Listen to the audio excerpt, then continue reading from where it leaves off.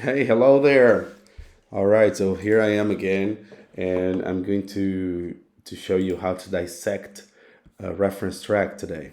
So here we go. The first thing I did was to load the track into my DAW here. In my case, it's Logic, right?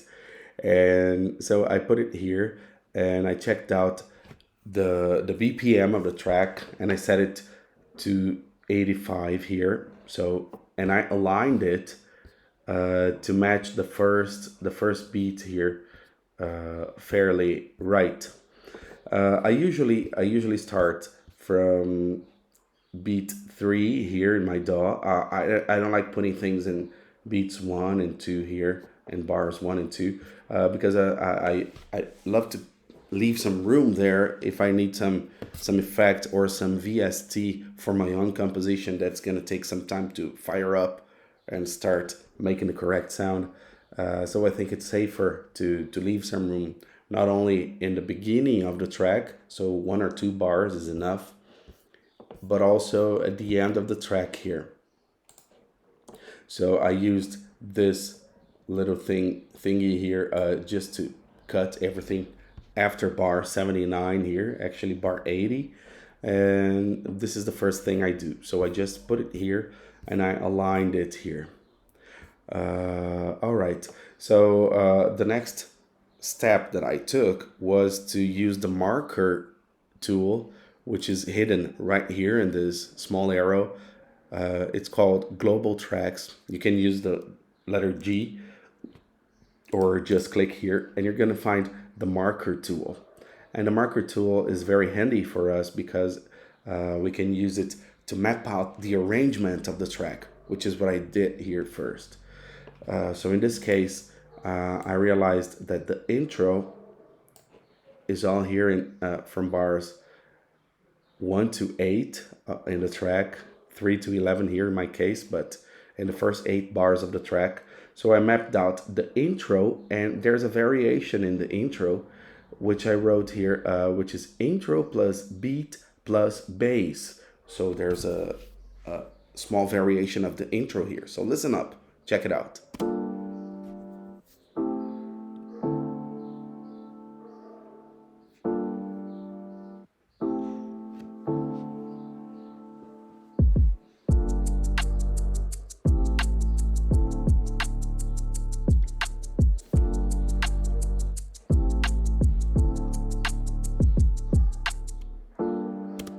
All right, so this is the intro of the track.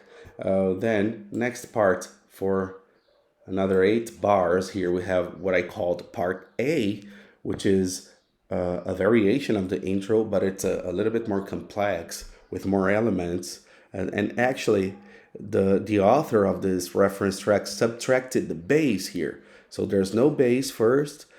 And for the whole part A here, there's a sort of a simple melody and no bass. And for the second part of part A, I realized that the person used some sort of sound effect or what I called a detail.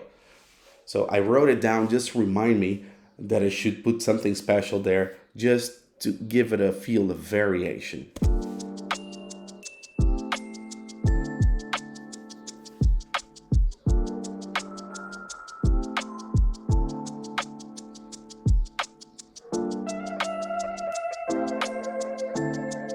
That's the detail, the guitar.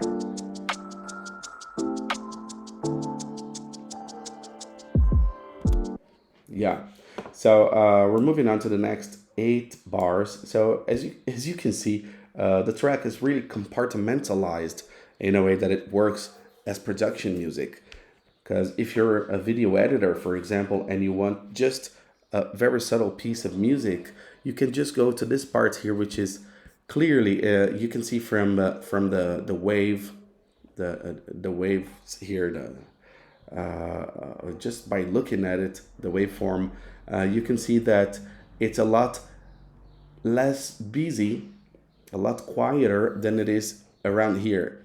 And if I'm looking for a certain part of a track that is busier, just by looking at the waveform, I can see that here in the middle, there's probably a chorus or something that is busier. And full of energy. So listen to what I categorized here as the chorus, which I described as full, and I said that there's a piano melody here. Listen up.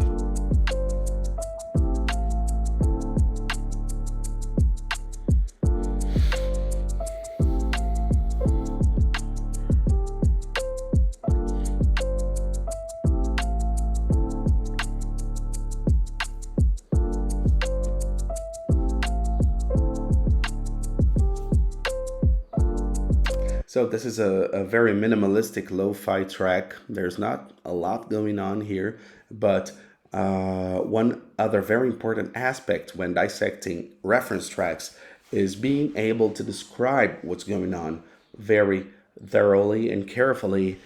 So in this case, I can hear the kick, there's a sort of a snare, and there's a shaker, there's the bass, there's the piano, right?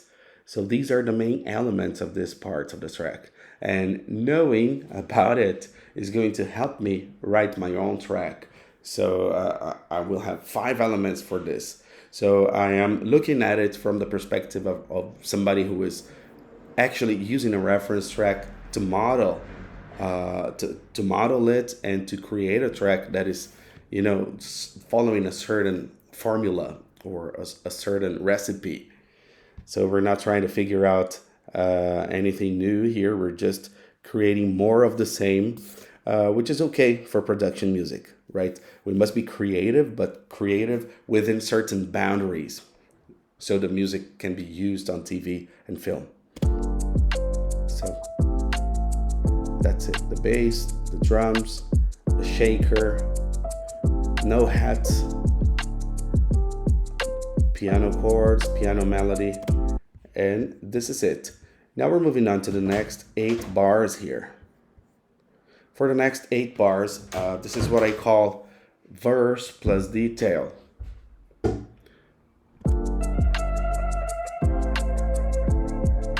That's the guitar again. And there's a small tonal percussive element in there.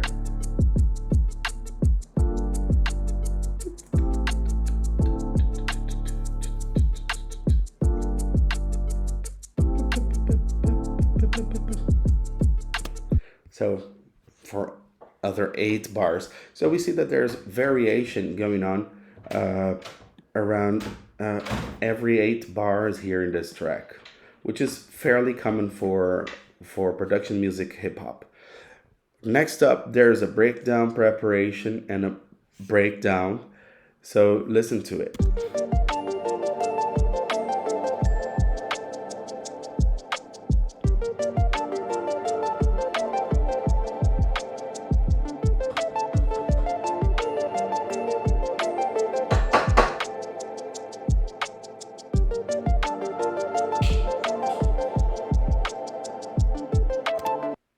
So some arpeggiators going on there, no bass again. So it's all a game of contrast and adding and taking away the bass, for example, is something that really, really contributes to creating contrast.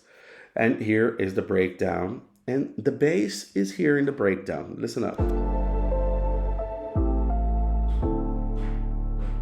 But the drums went away now.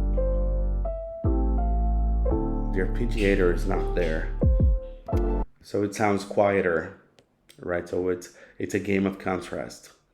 Okay, so this is pretty much how I dissect reference tracks. And what I will actually do after this is create my own track based on this structure and based on the mood and feel of my reference track. So I'm stopping this video here, and I'll talk about it in the next one.